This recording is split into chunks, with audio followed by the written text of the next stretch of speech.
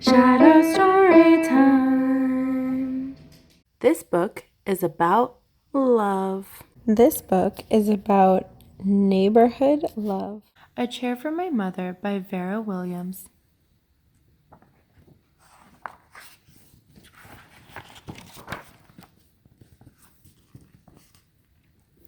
My mother works as a waitress in the blue tile diner.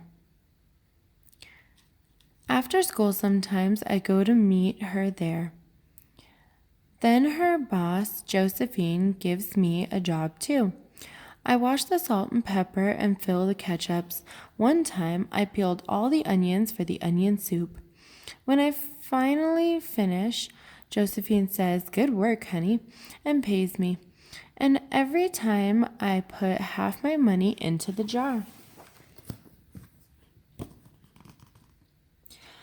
It takes a long time to fill a jar this big. Every day when my mother comes home from work, I take down the jar. My mama empties all her change from her tips out of her purse for me to count. Then we push all the coins into the jar. Sometimes my mama is laughing when she comes home from work. Sometimes she's so tired she falls asleep while I count the money out into piles. Some days she has lots of tips, other days she only has a little. Then she looks worried. But each evening, every single shiny coin goes into the jar.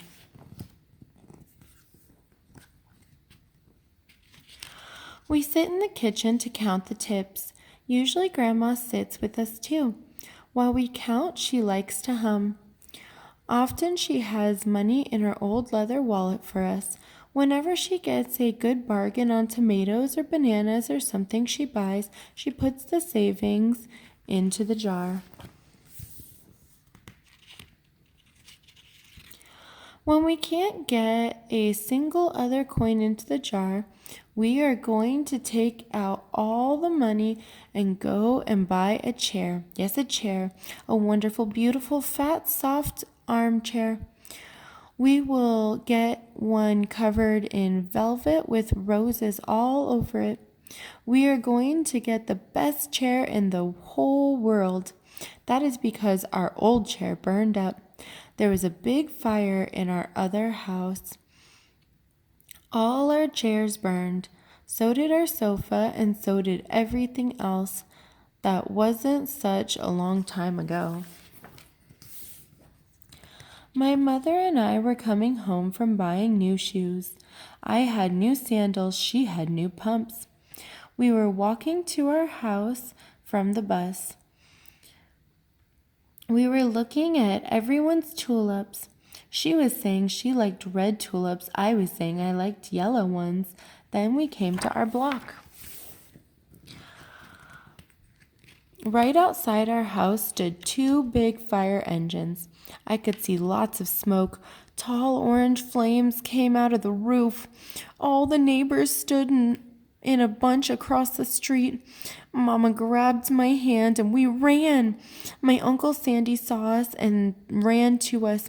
Mama yelled, "Where's Mother?" I yelled, "Where's my grandma?" My Aunt Ida waved and shouted, "She's here, she's here. She's okay, don't worry." Grandma was all right. Our cat was safe too, though it took a while to find her, but everything else in the whole house was spoiled.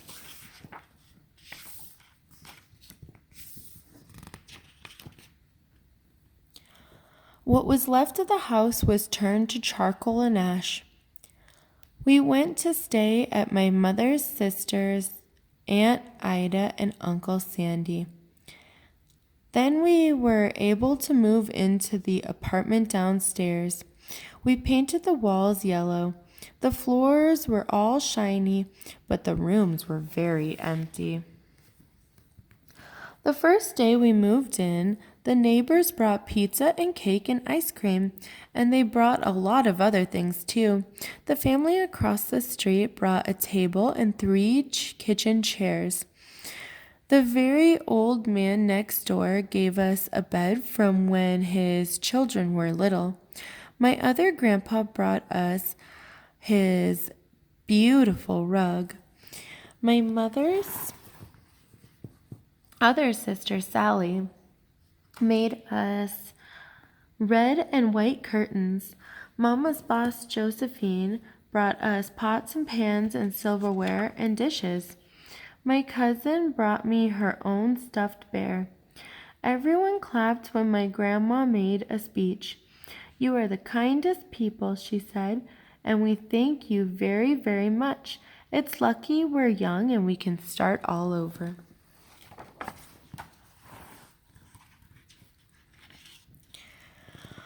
That was last year, but we still have no sofa and no big chair.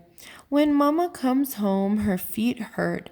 "There's no good place for me to take a load off my feet," she says.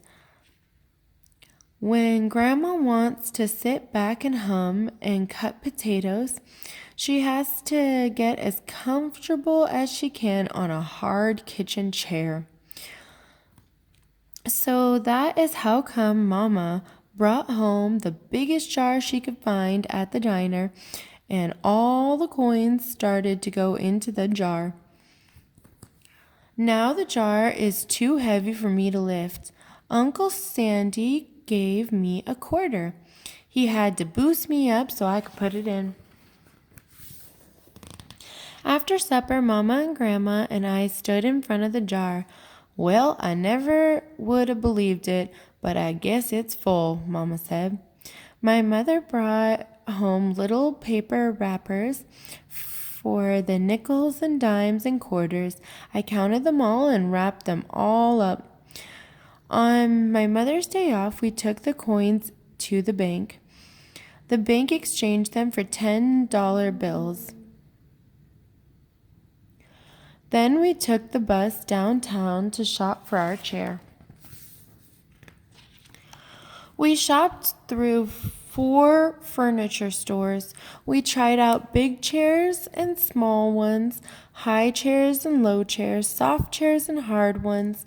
Grandma said she felt like Goldilocks in the 3 Bears trying out all the chairs.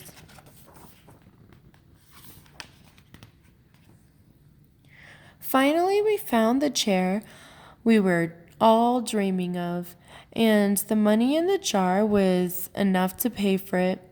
We called Aunt Ida and Uncle Sandy. They came right down in their pickup truck to drive the chair home for us. They knew we couldn't wait for it to be delivered. I tried out our chair in the back of the truck.